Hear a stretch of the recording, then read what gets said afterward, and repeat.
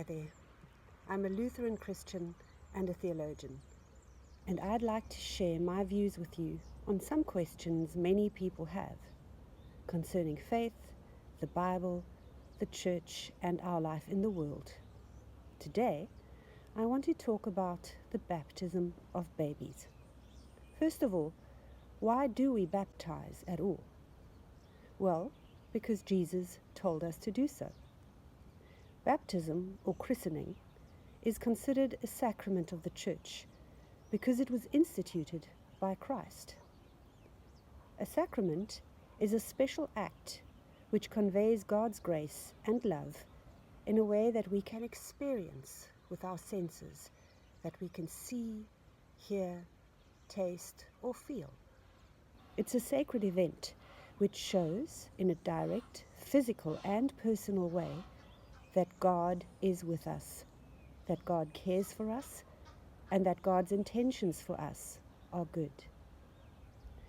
In New Testament times, whole families and households were baptized, including the babies and the children of the household, because when the people came to hear the good news of Jesus Christ and were gripped by it, they desired to receive the sign bestowing God's promise, the sign that designated them children of God and followers of Christ.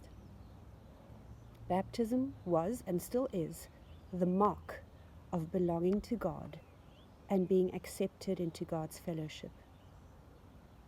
Baptism conveys through water and the spoken word that God embraces the one being baptized as God's child. It says, "You, child of God, are enfolded in God's love. You belong to God and to the fellowship of saints. You are not alone. You have a future in God's plan. Your life matters." So when a person gets baptized, he or she receives the greatest assurance of his or her life, the gift of comprehensive and unconditional acceptance and inclusion, the promise that nothing he or she can do will ever separate him or her from God's love.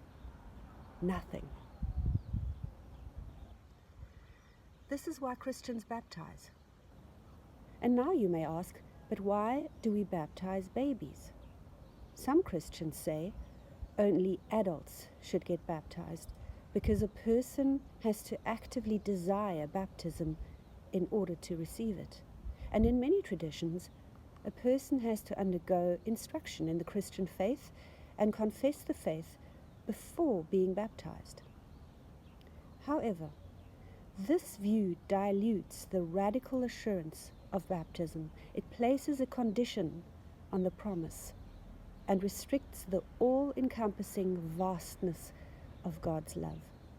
Because it says, you are God's child if you confess the faith and live according to the expectations of the faith. This "if" makes God's love conditional.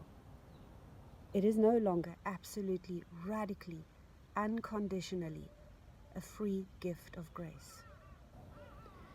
When an infant is baptized, the unconditional nature of God's promise becomes clear, because an infant cannot show or prove his or her faith. A baby cannot confess and understand what Christianity is about.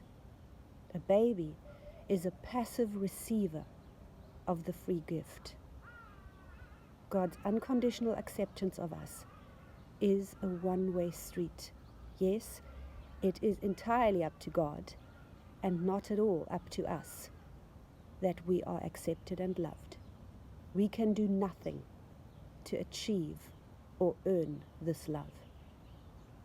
That's why a baby can and should receive the great promise of baptism, because then it truly is an entirely free gift from God, no strings attached, no conditions, no ifs.